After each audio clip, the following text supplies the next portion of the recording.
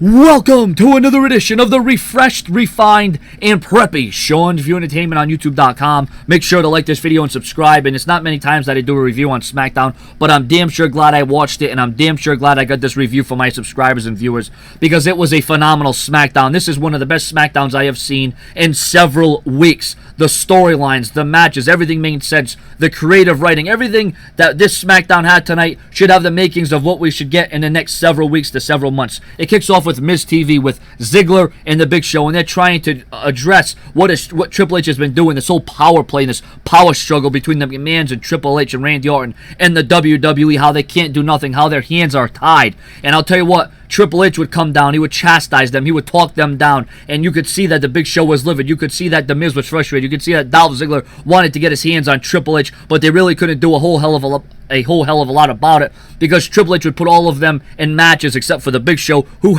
would have the night off. I felt that Triple H was a pompous ass in this, but it got over what it needed. I understand where they're going with this, and it was good. I would give this whole segment 4 out of 5 stars. The first match of the night was Randy Orton versus The Miz. I wish we could have seen a little bit more of this match, but what would happen is not even halfway in this match, the Shield would come down and would start to attack The Miz, but then out would come Daniel Bryan with a steel chair, and he would clean house, and of course this would not sit well with Triple H, so Triple H would then make Ryback versus Daniel Bryan for later on in the night. So like I said, everything that went down in this segment from the first to the match, I'm rating it all together 4 out of 5 stars. Great way to set the tone for the rest of the night.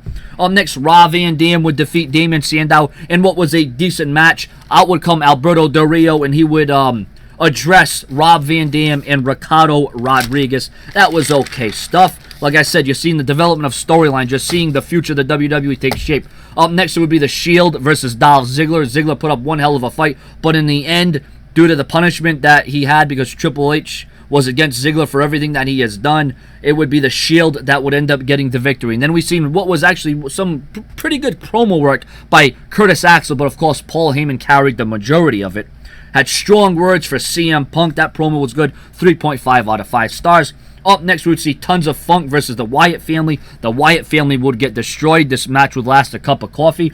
And then it would be Ryback versus Daniel Bryan in what I felt was a good main event. But what happened is Randy Orton would come out. And then the Shield would come out. But the Big Show would try to intervene. The Big Show would try to come out. But then all of a sudden, he can't do nothing. I thought the Big Show has this ironclad contract that he can say and do what he wants. Why didn't he knock out Triple H? And the assault would continue by Randy Orton and the Shield on Daniel Bryan as SmackDown comes to a close. But everything made sense. The progression of storylines are there. The build to Night of Champions is getting stronger and stronger. I was highly impressed with SmackDown, and if SmackDown can keep this up, I will continue watching SmackDown and doing reviews on a weekly basis. Of course, if this video gets enough likes and enough views, I'll continue to do it as well. Your comments and your opinions on what was one hell of a SmackDown from top to bottom. Subscribe.